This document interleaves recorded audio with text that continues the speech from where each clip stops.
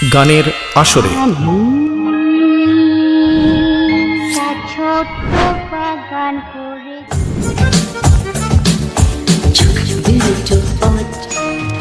বাংলা আধুনিক গানের জগতে এমন কিছু কণ্ঠ আছে যেগুলো শুনলেই মন আকর্ষিত হয়। আমি দেব বলছি, দেখছেন গানের আসরে। আজকের শিল্পী শ্রাবন্তী মজুমদার, প্রখ্যাত বাংলা সঙ্গীত শিল্পী। ৭০-৮০ দশকের রেডিও বিজ্ঞাপনের জিঙ্গেলের জগতে অত্যন্ত পরিচিত মুখ। আকাশবাণীর বিবিধ ভারতে প্রচার তরঙ্গে বিজ্ঞাপনদাতা নিবেদিত বিভিন্ন জনপ্রিয় অনুষ্ঠান প্রযোজনা এবং বিজ্ঞাপনী জিঙ্গেলের কাজ করার সময় তিনি হয়ে ওঠেন সাধারণের অতি পরিচিত কণ্ঠ। রেডিওর আড়াল থেকেও সে সময় তিনি ছুঁয়ে গিয়েছিলেন লক্ষ লক্ষ মানুষের হৃদয়। কর্নেল রবীন্দ্রনাথ বসু ওরফে কর্নেল বসু কলকাতায় বিভিন্ন ভারতীয় ভাষার জন্য বিবিধ ভারতীতে সম্প্রচার করতে রেডিও বিজ্ঞাপন তৈরি করা শুরু করেন। তার জন্য তিনি প্রতিষ্ঠা করেছিলেন প্রোডাকশন স্টুডিও লিভিং সাউন্ড। ৬০-এর দশকের একেবারে শেষে একদিন নবীনা শ্রাবন্তীর কাছে প্রস্তাব এসেছিল জিঙ্গল গাইবার। তখন তিনি জিঙ্গল কথাটার মানেই জানতেন না, শুনলেন ওটা বিজ্ঞাপনের গান। সেই শুরু তার বিজ্ঞাপনের যাত্রা। ক্রমে আসে সাফল্যের জয়যাত্রাও। শ্রাবন্তী মজুমদারের প্রথম পুজোর গানের গ্রামোফোন রেকর্ড করার অভিজ্ঞতাও অনন্য। এবার সে কথায় আসি। শ্রাবন্তী মজুমদারের ৪টি গান তৈরি করেছিল লিভিং সাউন্ড। সেগুলো ডিস্কে ছাপতে HMV-তে নিয়ে যাওয়া হয়। সেখানে তারা গানগুলি শুনে কোনো অডিশন ছাড়াই শ্রাবন্তীকে সে বছরের HMV-র পুজোর জন্য সরাসরি গান গাইতে প্রস্তাব দেয়। তবে অন্য কারণে ও বছর গান গাওয়া সম্ভব হয়নি। পরের বছর ১৯৭০ সালে HMV থেকে প্রকাশিত হয় ২টি গান সম্বলিত পুজোর গান, শ্রাবন্তী মজুমদারের প্রথম গ্রামোফোন ডিস্ক। ১৯৬৯-এ HMV থেকে শ্রাবন্তীর স্টাইলে হেমন্ত মুখোপাধ্যায়ের মেয়ে রানু মুখোপাধ্যায়কে দিয়ে গাওয়ানো হয় ২টি গান। তার প্রথম গ্রামোফোন ডিস্ক সুপারহিট হয়েছিল। এখন প্রথমে শুনব রানু মুখোপাধ্যায়ের গান দুটি, তারপর আবার শুনব শ্রাবন্তী মজুমদারের প্রথম গ্রামোফোন ডিস্কের গান দুটি। খেলো সেই জাতি তুল তুলে গা যেন রেশমি রুমাল। একটি বছর কাটলো, সমুদ্র ফের ডাকলো, সেই ঢেউ। শ্রাবন্তী মজুমদার। ছোট্ট বাগান করেছি।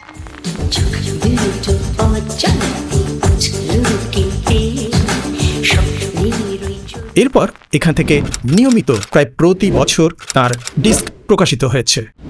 এখন পরপর তার কয়েকটা শুনব।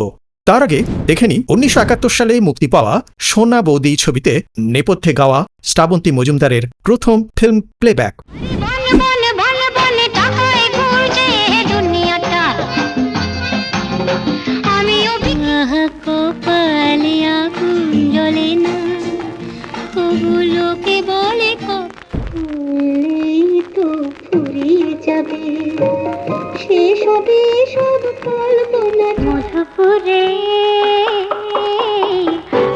বাড়িতে তুমি থাকতে না, এখন নয়, বলবো শনিবার বিকেলে। না না না না না, এখন নয়, থাক, অনেক শুনেছি ও কথা, আসনি জানি। আজ ৬ তারিখ না, সেই আজকে উঠবে আমার ৪ বছরের বড় দিদির চলে তুমি অজস্র। আরেকটা কথা, ১৯৬৯ সালে লিভিং সাউন্ড থেকে শ্রাবন্তী মজুমদারের যে ৪টি গানের কথা উল্লেখ করেছি, তার পরিণতি কি হয়েছিল, সেই গানগুলি কি ছিল, তার তথ্য আমি পাইনি। তার হাস্কি ভয়েসের মাদকতা, উচ্ছলতাপূর্ণ আবেদন আজ এত বছর পরেও অমলিন। অথচ আগে তাকে কতই না অপদস্থ হতে হয়েছে, বাড়ির লোকের কাছে, বন্ধু বান্ধবের কাছে। তার এই কণ্ঠস্বর নিয়ে ঠাট্টা তামাশাও করত। একবার হয়েছে কি, HMV-তে সেই প্রথম রেকর্ডিংয়ের সময় তার অমন গলা শুনে সাউন্ড রেকর্ডিস্ট ভেবে বসেন শিল্পীর ওদিন গলা ঠিক নেই, রেকর্ড না করার পরামর্শ দেন।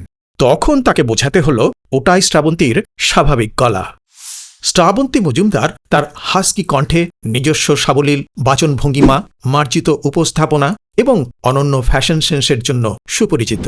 তার ব্যক্তিত্বে ছিল এবং আছে আধুনিকতা ও আত্মবিশ্বাসের মিশেল, আর সেটাই তাকে আলাদা করে তুলেছিল সমসাময়িকদের থেকে। তার নিজের বয়ান থেকে জানা যায়, মোটামুটি বছর 5 বয়স থেকে মা বাবা তাকে ভারতীয় ধ্রুপদী সঙ্গীতের আসরগুলোতে নিয়ে যেতে শুরু করেন। স্বপ্ন দেখতে শুরু করেন কেষ্টিবাই, হীরাবাই কিংবা গাঙ্গুবাইয়ের মতো শিল্পী হওয়ার। শুরু হয় ভারতীয় ধ্রুপদী সঙ্গীতের তালিম নেওয়া। কঠোর নিষেধ, সমসাময়িক আধুনিক সঙ্গীতের কোনো আসরে যাওয়া চলবে না। কিন্তু তবু তিনি শুনতেন নানা ধরনের, নানা রকমের গান শুনতেন রেডিওতে। যত দিকপালের গানের সঙ্গে এভাবেই তার পরিচয়। বড় হওয়ার সঙ্গে সঙ্গে পাশ্চাত্য সঙ্গীতও গভীরভাবে উপভোগ করতে শুরু করেন। শুনতে শুরু করেন jazz, blues, country, R&B। Pop সঙ্গীতের সঙ্গে এক ধরনের আত্মিক সংযোগ অনুভব করতে শুরু করেন। অদ্ভুতভাবে পাশ্চাত্য সঙ্গীতের গায়কী তার কণ্ঠস্বরের সঙ্গে বেশ মানিয়ে যেত। সেই গানগুলো দ্রুত তুলে নিতে পারতেন এবং সেগুলো গেয়ে সহপাঠীদের আনন্দ দিতেন। তখন I see trees of green, red roses too. ওই সবুজ প্রান্তর লাল এখন এমনই তার কিছু গান শুনব, সঙ্গে আসলগুলিরও খানিক নমুনা। কেমন লাগে দেখুন। বাবা তোমায় বলা হয়তো ঠিক নয়, তবু আমি তো সেই তোমারই কুকুর। Oh, doctor, I'm in trouble. Well, goodness gracious me. For every time a certain ও ডাক্তার ভীষণ মুশকিল, কি কাণ্ড হয়েছে কি?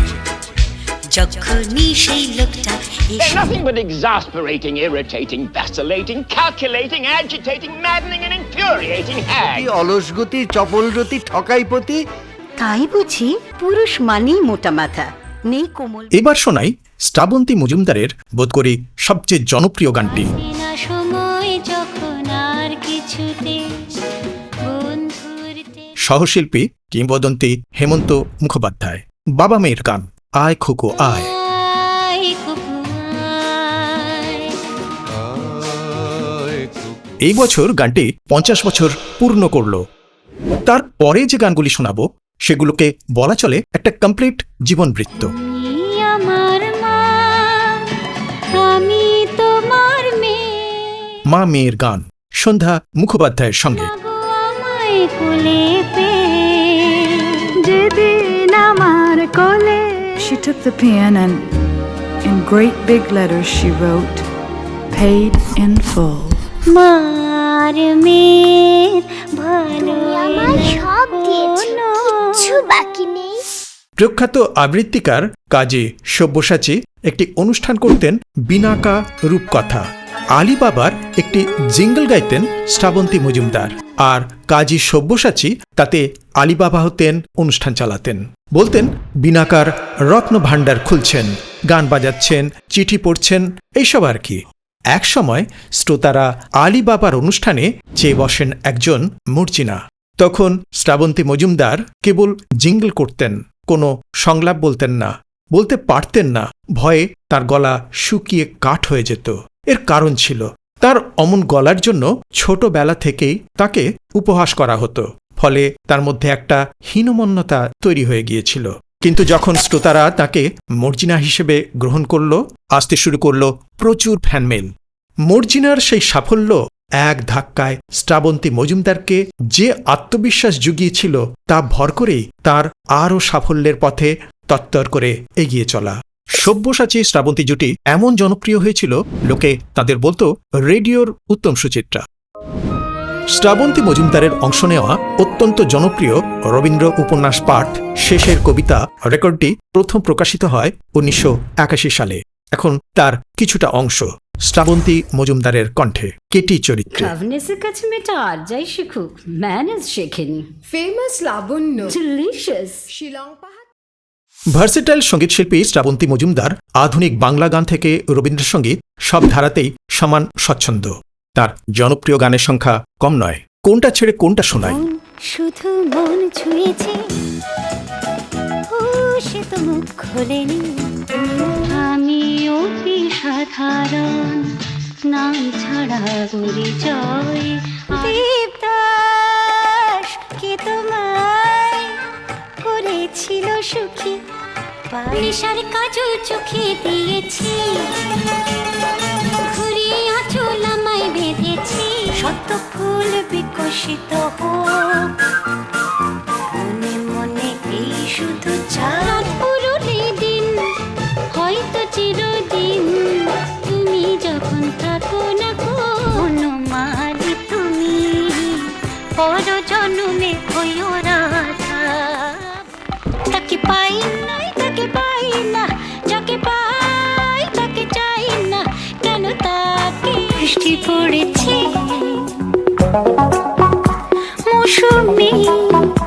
আধুনিক সঙ্গীতের জগতে অনেক গুণী সান্নিধ্য পেয়েছেন তিনি, অনেককেই পেয়েছেন তার সহশিল্পী হিসেবে।